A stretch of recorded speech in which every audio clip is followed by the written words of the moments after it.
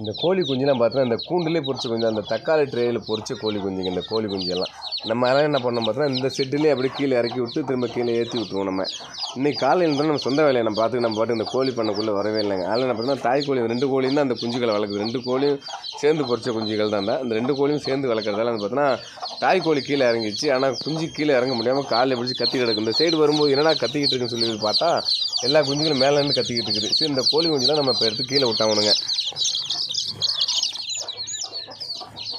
அப்படியே எடுத்து விட்டால் போதும், கீழே ஓடிடுங்க எல்லாம்.